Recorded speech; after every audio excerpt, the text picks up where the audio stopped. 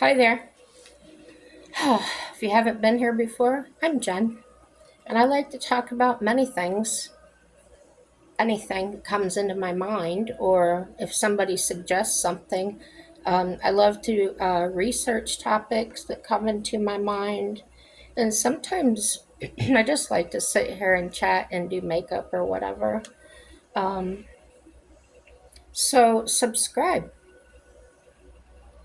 If you don't want to be dinged every time I make a video, just click that bell off. You probably already know that.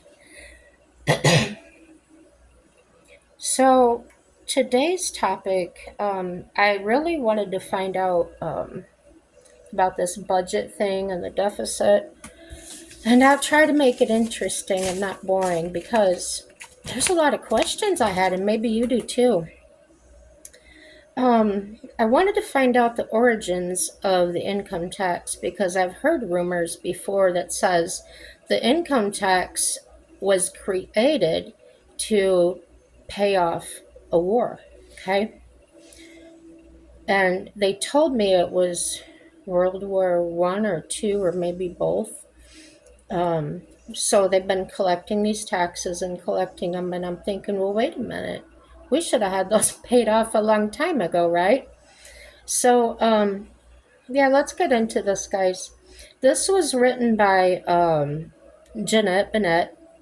Isn't that a neat name, Jeanette Bennett? It might be Bennett, but I like pronouncing it my way. It's cool. And she's a senior economic education specialist, okay? And this is from the Federal Reserve Bank of St. Louis, okay? Origins of the income tax, the Civil War. Wow. The United States' first federal income tax was levied during the Civil War. It became clear to Congress that this would not be a quick war and the government needed to generate more revenue. It was also during this period in 1862 that a Commissioner of Internal Revenue was established. I need to study up on the Civil War because I seem to remember soldiers going without even clothes or shoes and things and starving, so I wonder where that money went to. Here's a rundown of some key dates in income tax history. In 1862, the government initiates a progressive federal income tax to offset Civil War expenses.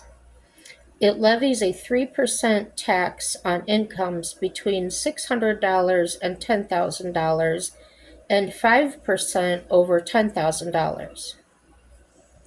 In 1872, the tax is repealed.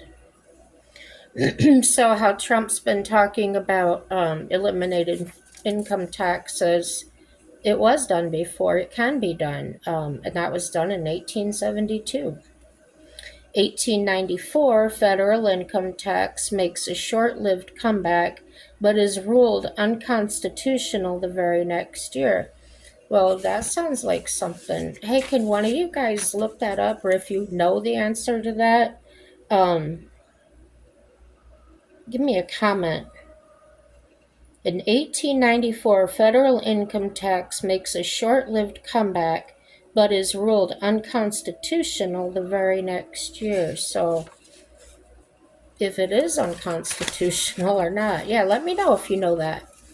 In 1913, the current Tax Payment Act is signed into law.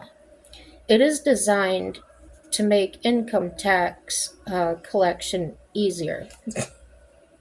They want to make it easy to steal from us, right? The act requires employers to withhold federal income tax from an employee's paycheck each pay period and send the payment directly to the IRS on behalf of the employee, a practice that remains to this day. Why do they pay it to us and send it in? Why don't they just keep it and send it in? Why does it have to go through us, right? Weird. And then we got to file tax returns and all this mumbo jumbo. Dumb. It's dumb. So, 1953. The former Bureau of Internal Revenue is renamed the Internal Revenue Service we still know today. In 1975, the Tax Reduction Act of 1975 creates the Earned Income Tax Credit. It's a scam, guys. It reduces the tax burden on low to moderate income workers, particularly those with children. So that was a compromise they made, but they'll still take it. How much taxes collected? Okay, after an up and down history, the income tax now makes up a large chunk of federal tax revenue. In fact, according to the Federal Office of Management and Budget, individual income taxes represented more than 1.58 trillion of the 3.3 trillion in total federal tax revenue for fiscal year 2017. That's slightly less than half of all other sources combined, as shown. Okay, they did a pie chart. I didn't need to show it because I can just read you the percentages. Okay, the main sources of federal tax revenue, payroll taxes, 35%. Individual income taxes, 47.9%. Other taxes, 5.6%. Corporate taxes, 9%. Excise taxes, 2.5%. Okay, so what does this mean? The payroll taxes is the Federal Insurance Contributions Act, the FICA, F-I-C-A, requires withholding Social Security and Medicare from an employee's wages. Employers must also pay a matching amount of the amount withheld. Corporate income taxes, taxes owed by businesses and firms based on their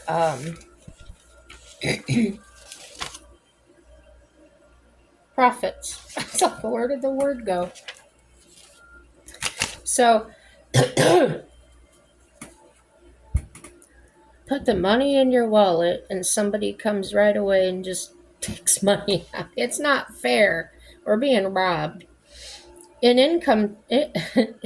economic terms, a government service such as national security is considered a public good. Public goods are those that are non-excludable. The supplier of the good or service, in this case the government, cannot keep people who don't pay for it. So in this case, those who are exempt from taxes, from consuming or using it. Sorry, I got a sore lip. Okay, non-rival. A good or service is non-rival if one person's consumption of it. It doesn't make sense the way they said that. Maybe it's the way I read it. In the national security example, even if the U.S. population grows, the level of protection for those already benefiting from it remains the same. The IRS expects about 155 million individual returns to be filed tax season. And for more info about income taxes, you can check out Page 1 Economics. That's what it's called, Page 1 Economics. And in quotes, they put income tax facts and filings. For more history, see historical highlights of the IRS. Okay, to learn more about public goods, listen to episode 17 of their Economic Lowdown podcast series.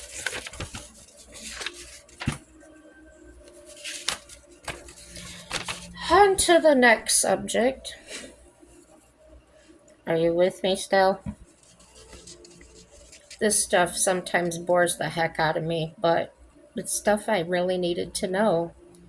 Okay, this is according to Time magazine, and it's under Time Politics, Donald Trump, and it's by Solskjaer Berga, or Berja. What exactly is Trump's gold card route to citizenship and how it might work?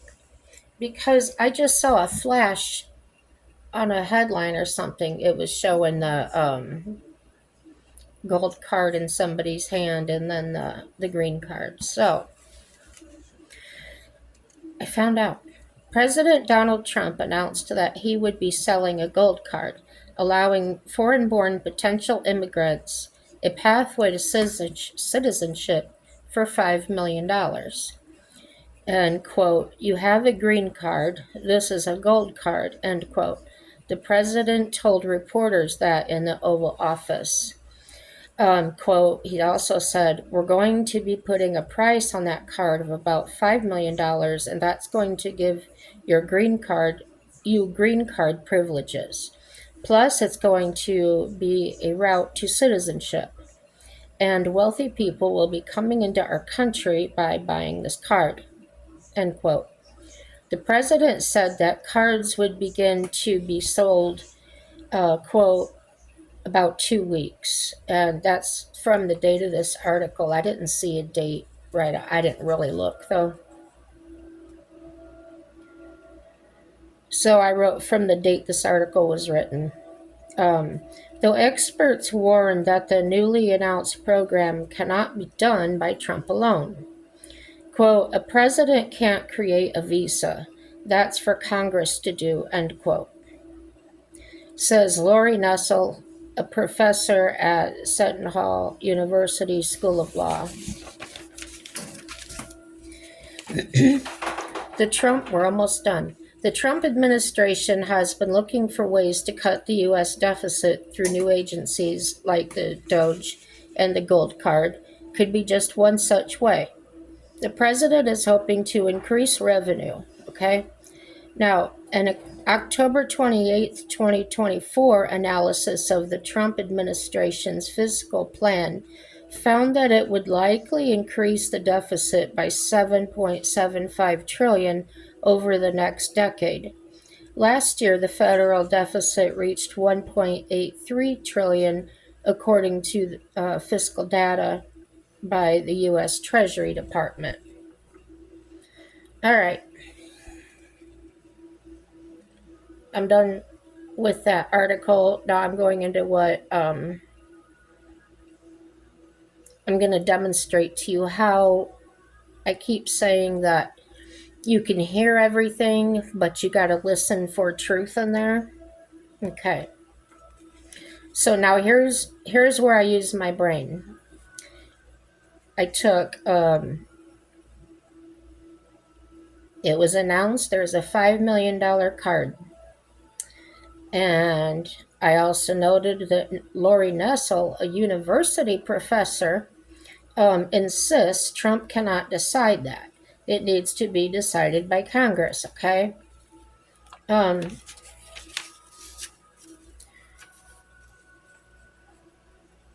don't find that relevant whatsoever. The Trump administration is looking for ways to cut the U.S. deficit and increase revenue. So, what is the national deficit? It occurs when the federal government's spending exceeds its revenues. The government has spent $840 billion more than it has collected in fiscal year 2025, resulting in a national deficit, okay? So, the information I got of there is Trump is doing anything and everything he can to get revenue for us, okay? The spending has always been there. So he's trying to cut that. You've got to take in more than you're putting out. That's basic. So focusing on he can do this and he can do that things, why wouldn't people be focusing more on, um, let's say, the Democrats, for instance, because that seems to be the common subject, instead of standing up screaming in Congress and whatnot, you can't do this. You're taking the money. You're doing this or that. Isn't there a more intelligent way of communicating? Um, I believe there is. And just standing up and screaming your problem is not forward motion. It's not solving the problem. You're throwing roadblocks into the process where there could be an off ramp or a rest area to, sit down and discuss these things and not be so one sided. Um, from what I've seen, Trump has been open with everything. He's been willing to communicate and listen to other people. So, for people to stand up like that and scream and holler that this isn't fair, well, why don't you get in there and help do something about it? Okay. I gave the example of my husband and myself, where I can be doing something and I know this is the way I do it. Um, I was a locksmith for 30 years, or no, not 30, I think 24 years. I've done this job. He's never been a locksmith, and I'm having a hard time. And then he can come up and say, well, how about this? And I can stand there and get mad and say, you don't know what you're talking about. This is the way it goes. Or I can sit there and relax and open my mind and consider what he said. And that's what I feel they should really be doing, is communicating people. Talk to each other. Come on. Don't act like children. Don't be screaming and crying and grandstanding. That's not effective.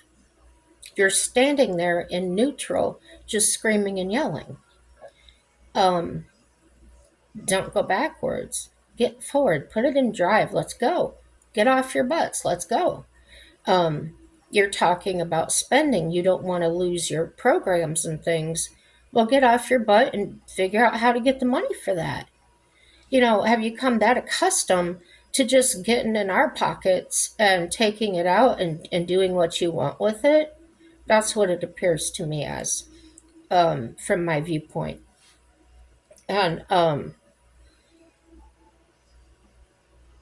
know lots of you have your own viewpoints, and just tell me what your viewpoints are. Tell me if I'm in on the right track, or am I totally oblivious to what's really going on. um, but like I said, I like to look up facts. I like to get the most accurate evidence that I can get. So that's why I go to some of the websites that I do, or the web pages. um, there's a lot of hype and rhetoric going on out there. Well, you really got to watch what you take in. It's like taking things into your body, what you eat. And I've said that before. What you take into your mind is just as important. Um, so since I've stopped watching like crime movies or shows, and things with a lot of sex in them and things like that, I am starting to feel cleaner. I'm starting to feel better about myself. My depression is lessening. I'm still on medication for that, but the medication could only do so much. And a lot of the symptoms have really lessened since I stopped feeding my brain these things that aren't necessarily good for me. So I'm exercising my body at the gym. I'm exercising my mind with cleaner input, and I'm eating cleaner food. So Nobody can do it for me. I'm doing it myself. And I'm encouraging anybody to do it themselves. And you know what? Maybe most of you on here don't even have problems like that. It just helps me to talk about it. Like I said, I rewatch my videos, and I've always been good at helping other people with their problems, but never my own. Well, I'm changing that as well, because when I watch myself in these videos, I can listen to myself and I hear what I'm saying, and then I can fix it. It's I wish I would have discovered this a long time ago. Um, just listening. I like to talk. Um, yeah, I don't like to repeat too much of what I said in previous videos, but I really believe in what I say. But I'm not set in stone, like I said. I'm willing to hear other people's viewpoints and things like that. Uh, yeah, please comment with your tell me what you know. You can tell me what you heard. I mean, it's okay. Whether you believe it or not, just say let's talk about this. That's what I want to do here is let's talk. Have intelligent conversation. Uh, I appreciate you guys very much. Like I said, everything's good. Please like, subscribe, dislike, share with your friends. Let's get these videos out there that you do agree with or you do find important. Yeah. Remember, everything is good. And I'm living proof of that, that even when it's really bad, it will work out for your good in one way or another. So, whatever you do, I want you to have a happy day. Bye bye.